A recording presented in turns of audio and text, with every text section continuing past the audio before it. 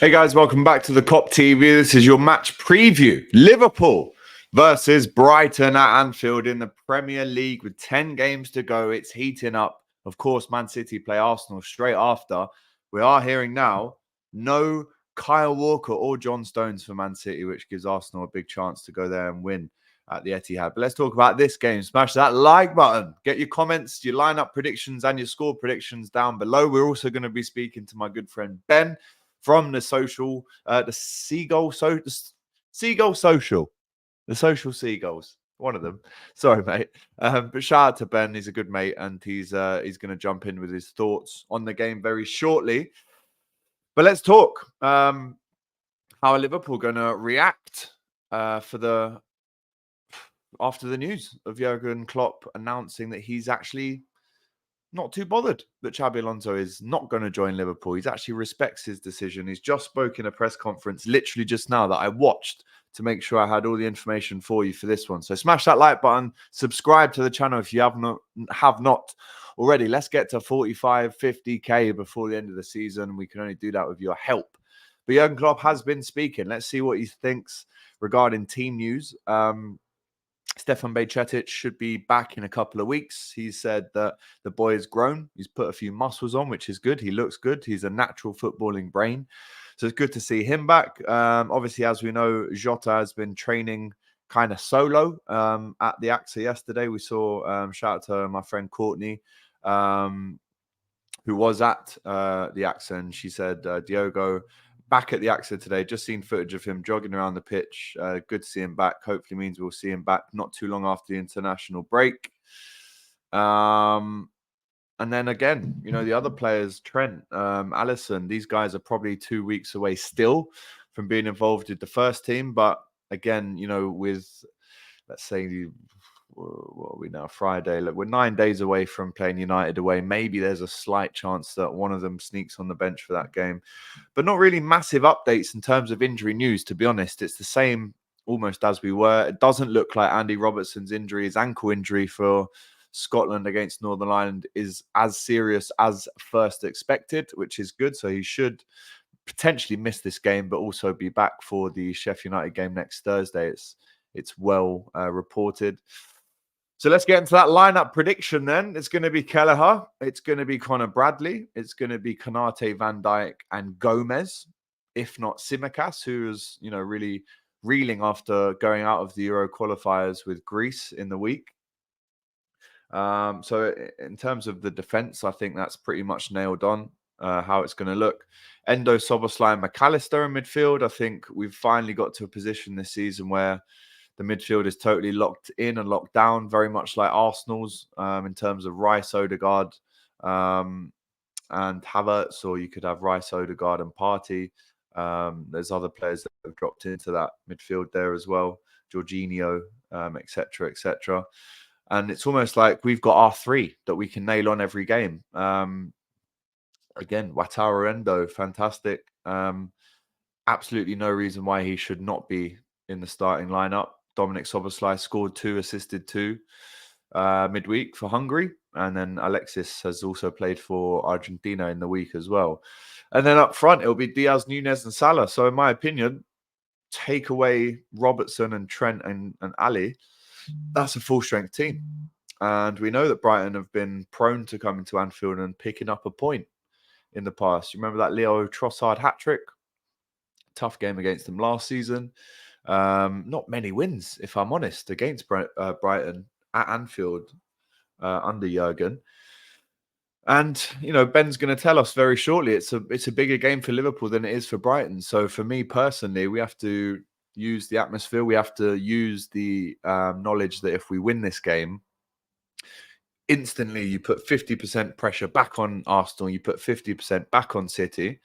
And in a way, and hopefully this is the way, you know, we end up the weekend top of the table. You know, we've got the same points as Arsenal. I think that game will be a draw. I hope it's a draw because it's the best result for us. But I think Arsenal can go there and get a draw. And I think we deal with Brighton. However we deal with them, as Klopp says, there's 5,000 ways to win a game. You know, I'm sure we'll find one. And then that would leave us on 67 points, and it would give Arsenal 65 points and Man City 64 points. So we could end up this weekend on Monday morning, April Fool's Day, top of the Premier League with 9 games to go, people. So let me know if you think that's possible. Let's get into the score prediction. It's a difficult one because I think we should win this game, but I can see them scoring. João Pedro is going to be back for them, which is massive. Don't forget James Milner coming back to Anfield for the first time since he left Liverpool. I'm sure he'll get an incredible ovation as he deserves, as does Adam Lallana. I think they both joined Liverpool around about the same time. Maybe Lallana was there a year before Millie, but Millie, you know, he is a Liverpool legend, people. Whether you like it or not, he's a Liverpool legend. So assuming he'll get a rapturous ovation. And they've got some very technically gifted players. I'm a big fan of Billy Gilmore, even since he was at Chelsea. I think he's a really tidy footballer. I'm just waiting for him to kind of nail down that starting place, get that consistency. Pascal Gross, excellent player, potentially Brighton's best ever Premier League player. You look at Mitoma, who I think is going to be out, Ansu Fati. You know, these guys, and Ciso, they've got a lot of players. Estupinian on the right. Got a lot of players that can really hurt you. I think where Brighton have maybe let themselves down this season is dealing with that Europe and domestic calendar, that congested kind of 3-day gap in between games. It's not every week we play in the Europa League, but I think it's really affected them. When you look at their position in the league table, it's probably not where they'd like to be. And De Zerbi, you know, as his stocks have just risen so much in the last year. So again, this is going to be a really tough game. I think De Zerbi in his first game for Brighton got a draw at Anfield, so he's going to go with big confidence. And we have to start. The key to this game is how we start it. If we show any signs of lackadaisical play, if we show any complacency, if we show any sluggishness after the international break, Brighton will punish us. There's no doubt about it. However, the plus side for us is how poor their defense has been. You look at Lewis Dunk again. Maybe unfair to say Pascal Gross is Brighton's best ever Premier League player. Maybe it is Lewis Dunk for all the great work he's done at Brighton for the time that he's been there. But it's not been his best season. We saw for England how poor he was the other night. So if we can rattle them, suffocate them, make them make a mistake early doors, 15, 20 minutes and score a goal, I think we should be fine to see out the game.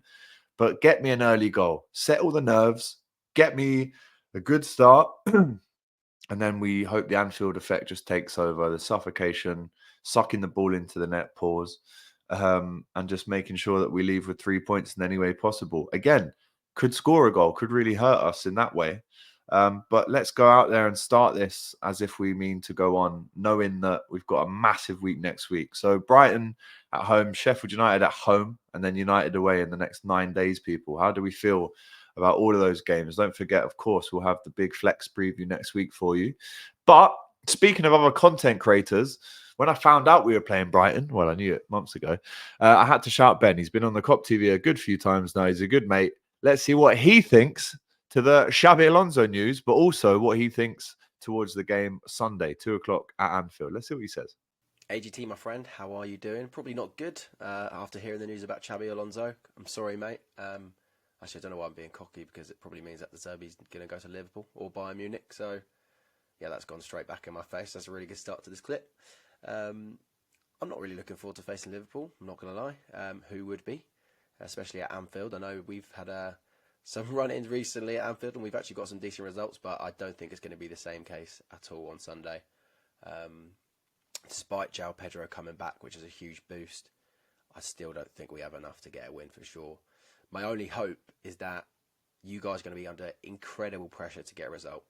You know, at the game at 4:30 or 4 o'clock that follows afterwards, Man City and Arsenal, if one of them drops points or it's a draw, it's a great chance for Liverpool. If they get 3 points, it's a great chance for you in the title race. So will your players, you know, crumble under the pressure? Because you really need the 3 points against us at Anfield. Yeah, it's been a bit of a mad one, I guess. It might be a managerial merry-go-round with Alonso staying at Leverkusen, De Zerbi maybe going to Liverpool. Let me know your thoughts if you would want De Zerbi at Liverpool, and if not, who would you want? Ruben Amorim, the Sporting guy, seems to be linked. Julian Nagelsmann, I think he's a stand in Germany manager, isn't he? At the moment, probably leaving after the Euro. So Those three, it's not looking good, Brett. It's not looking good. Although it's probably not looking good for Brighton either. So I really need to stop getting cocky with that. But no, not looking forward to the result. To the game, sorry, because I don't think it'll be a good result. I imagine Liverpool probably winning 2-1, 3-1. I expect us to have a good performance. Looking ahead towards the end of the season, I think we will be doing a lot better in the league now that the Europa League's out of the way. We're out of the FA Cup. So we can only concentrate on the Premier League, and we were so good when we were just focusing on the league at the beginning of the season. So why can't we do it with the same players now? Post Liverpool, I think it will be a good season for Brighton, and hopefully we get a Europa Conference League place. And yeah, good luck on Sunday, mate. Peace. There you go. Ben, confident but not confident. He's going for a Liverpool win, 2 or 3-1, but he also, and I agree with him, before the European football, Brighton were playing very well. We've seen how concentrated and how variable they can be with their squad as well, as such an interchangeable team. And that's definitely thanks to the foundations laid out by Potter and Tony Blooms, etc., etc. But also shout out to De Zerbi for the job that he has done. Listen, they do lose heavily, but again, I think going back to their kind of focus on just playing Premier League games, I think that can be a good point for them going into the last 10 games. And they've got European football to fight for as well. So even though João Pedro is back, even though, you know, there'll be some familiar faces coming back to Anfield, I still believe Liverpool get it over the line, get it done. And again, I'll go for 3-1 as well. Like I said earlier, I still believe Brighton score a goal. We haven't kept a clean sheet for a while, especially against them at Anfield for sure. So I expect this game to be fiery. I expect it to be full of blood, guts and thunder from both teams, especially after the international break. You've got to go out there and prove that there's no complacency again, no hangover from the international break. So you've got to go out there and win. Every game is a must win. We've literally just heard Klopp say in his press conference, we've got 10 finals to go in the Premier League. So every single game now, the pressure that's on us is just incredible. But if we go on to win the league in the next 2 months, all will be forgotten. And all this stress. This is the bit I hate the most. As you get into April the 1st onwards, I hate it, if I'm honest with you. The stress, the anxiety, the nerves, the frustration, the ups and downs, the drama, especially when you're maybe not last year, but definitely the years before that, in terms of being in a title race, in terms of being in and amongst it when it's crunch time in the European competitions as well. So a lot of work still to be done by Liverpool, but we've just heard Jurgen Klopp in his press conference there say that Andy Robertson's injury isn't too bad. We've heard him talk about Stefan Bajcetic, Darwin totally fine. We're going to definitely see some minutes from Harvey. He's been on fire for the under-21s. I think, what else has he got to do to get an international cap, senior? So injury-wise, we're looking good. In terms of Curtis Jones, he'll be back very soon. Jota, as I mentioned, and hopefully Alisson and Trent. We saw Alisson yesterday in the inside AXA. And I want to see Trent ASAP.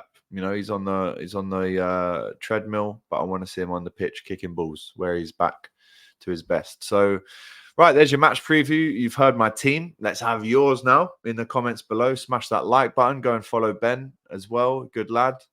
And make sure you subscribe to the channel. We're really pushing, guys, to try and get 50,000 before the end of the season. So please help us do that. But as we know, Sunday is a chance to go top on April Fool's Day. Will Liverpool be top, second, or third? Let me know in the chat. Again, me and Doyle will be back with you straight after the game on Sunday for all of your reaction. But it's been a tough day. And if you haven't already, go and watch the Alonso reject Liverpool video.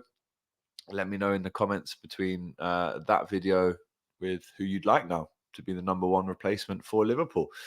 But guys, I'm going 3-1. Let me know in the comments what you're going for. Take care. We'll see you Sunday.